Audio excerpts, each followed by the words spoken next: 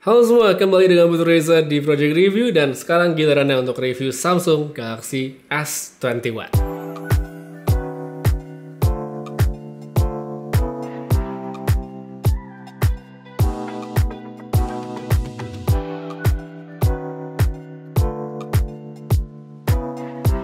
Ya, ini dia S21 Phantom Violet. Dimulai dari 13 jutaan, ini adalah versi S termurah saat ini.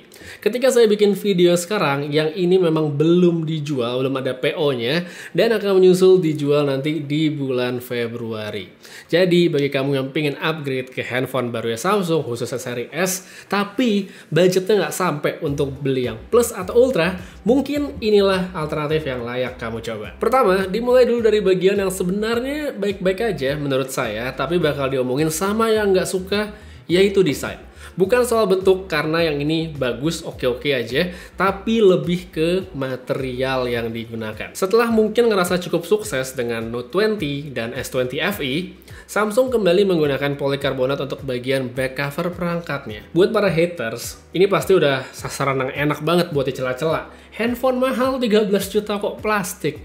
Tapi bagi mereka yang udah pernah pakai handphone Samsung lainnya, apalagi yang dua saya sebutin tadi, Note 20 sama S20 FE, saya yakin gak akan komplain karena digarap begitu baik sama Samsung dan gak kelihatan murah. Oh ya, untuk S21 Plus dan Ultra itu masih pakai kaca ya, jadi cuma versi dasar aja yang pakai polikarbonat. Di luar dari soal material tadi, sebagai versi paling bawahnya seri S21, ukuran perangkat udah pasti yang paling kecil dan inilah salah satu keunggulannya. Ringkas, enak dipegang, ngetik satu tangan itu nggak masalah, masuk kantong juga gampang banget. Buat mereka yang suka handphone kecil, jelas ini adalah poin-poin yang oke banget. Lalu apakah dengan begitu layar jadi terlalu kecil? Sebenarnya relatif sama kebiasaan user. Buat saya yang suka main game, ya ini terlalu kecil, tapi buat orang lain ya belum tentu. 6,2 inci Dynamic AMOLED secara kualitas visual itu udah bagus banget.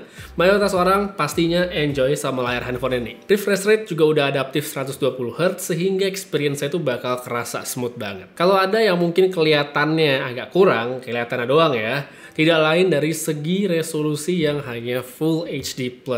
Kenapa saya bilang kelihatannya? Karena untuk layar yang sebenarnya kecil begini, resolusi tinggi itu nggak harus ada dan nggak signifikan bedanya dari kualitas visual. Sekarang lanjut aja kita ke spesifikasi. Ini sebenarnya adalah bagian yang menarik dari S21 series tahun ini, meskipun di saat yang bersamaan saya bisa bilang kalau sekarang bukan waktu yang tepat untuk ngetes ya, karena masih banyak yang bisa diperbaiki. Tapi meski begitu ya, kita lanjutin aja dulu pembahasannya. Ini dia spesifikasi dari Galaxy S21 yang saya gunakan 10 hari ke belakang. Ada dua aspek yang jadi highlight, yaitu chipset sama kapasitas baterainya. Pertama soal chipsetnya dulu. Exynos 2100. Selain fabrikasi kecil dan performa baik, hal lain yang juga bagus adalah sudah bisa 5G. Walaupun ya di Indonesia kita nggak tahu kapan bisa 5G, tapi paling tidak untuk pemakaian di masa mendatang udah terjamin. Kalau bahasa kerennya future proof. Minimal kalau misalnya kebetulan nanti kita udah bisa traveling ke luar negeri dan ke negara yang sudah mendukung 5G, tentu saja hal tersebut bisa dimaksimalkan oleh S21. Terus gimana untuk performa sehari-hari? Kalau menurut saya sebagai user lama Samsung, ini tuh bagus banget. Lebih smooth dan gesit dibandingkan Exynos tahun-tahun sebelumnya. Dibandingkan yang Snapdragon gimana saya nggak tahu ya, tapi untuk awal ini sebenarnya udah bagus banget untuk sebuah Exynos. Cuma kalau untuk gaming, seperti yang saya omongin di video unboxing, sepertinya masih butuh waktu untuk optimasi dari developer karena menggunakan chipset baru. Untuk fase awal ini sebenarnya ya sudah cukup oke, meski begitu sebenarnya masih bisa lebih baik lagi. Lebih baik lagi dalam arti kata pilihan setting grafis yang mungkin nanti bisa dibuka lebih banyak, yang bagus-bagus sekarang belum kebuka. Jadi mungkin lebih lengkapnya kalau soal performance bakal lebih saya kulik lagi nanti di reviewnya S21 Ultra yang syukur-syukur udah dioptimasi performanya lewat software update atau yang lainnya. Jadi langsung aja kita sekarang lanjut ke bagian baterai. Untuk aspek yang ini, sebenarnya di awal sempat bikin saya skeptis. Kenapa? Karena kalau berkaca dari pengalaman yang lalu, kapasitas baterai kecil dan seri S Samsung itu bukan pasangan yang cocok karena nggak akan tahan lama. Tapi ternyata semua berubah di S21 sekarang. Secara mengejutkan, S21 ini saya pakai ternyata bisa dapat screen on time, tebak berapa? 6 jam dan standby 1 hari. Sesuatu yang nggak akan pernah kejadian di seri S sebelumnya. Tapi ada catatan juga bahwa bukan berarti ini adalah handphone yang awet banget bagi mereka yang bisa disebut seorang power user.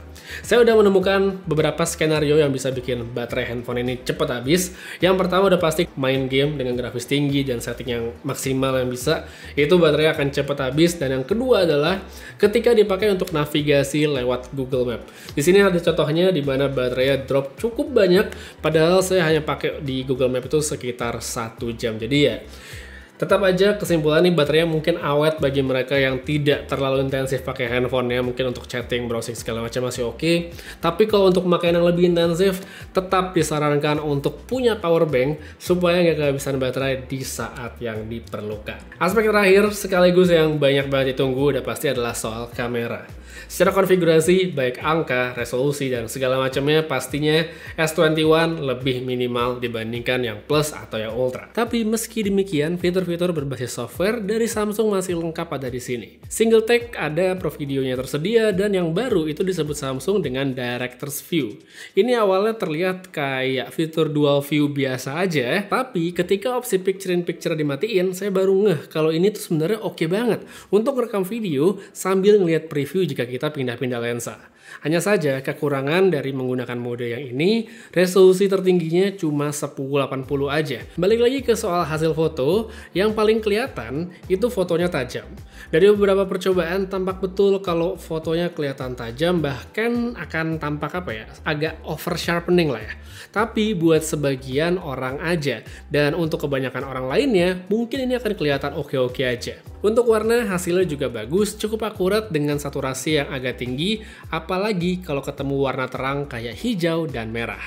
Detail juga ya masih oke, jadi untuk ukuran handphone premium ini sebenarnya sudah memenuhi standarnya. Untuk telefoto siang hari, opsi optical 3 kali hasilnya masih bagus, sedangkan kalau lebih dari itu, menurut saya udah nggak oke. Sedangkan buat ultra wide, hasilnya masih cukup memuaskan, meskipun sayang sekali ini nggak bisa jadi lensa makro seperti di S21 Ultra.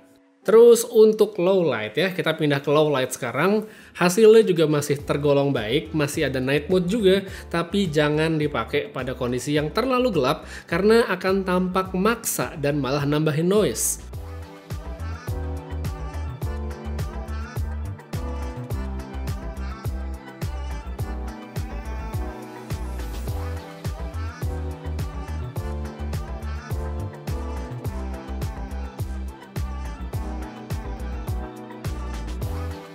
Untuk ultrawide relatif masih oke dipakai dalam situasi yang tidak terlalu gelap, tapi untuk tele sama seperti sebelumnya, kalau udah terlalu jauh nggak usah dipakai karena hasilnya ya gitu deh.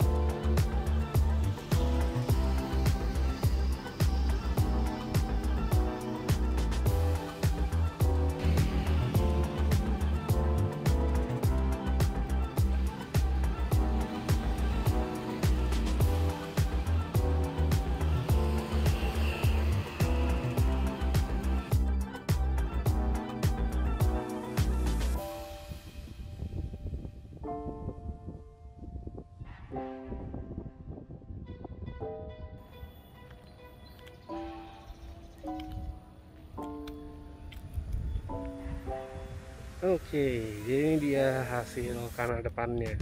S21 Ultra siang-siang, kondisi cahaya sangat ideal.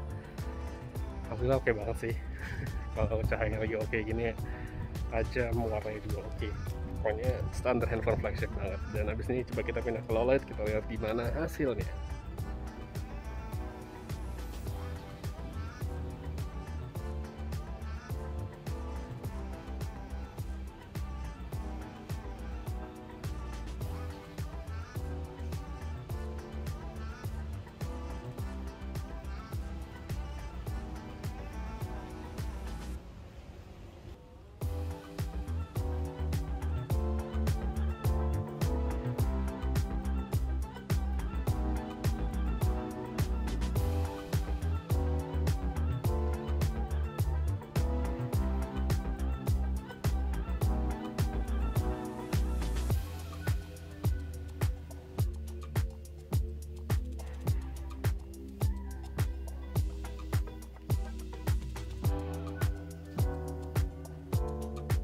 Kesimpulannya, kalau menurut saya Galaxy S21 adalah handphone yang menarik, sebuah perangkat kecil tapi membawa hal-hal besar sehingga bisa memberikan user experience yang menyenangkan.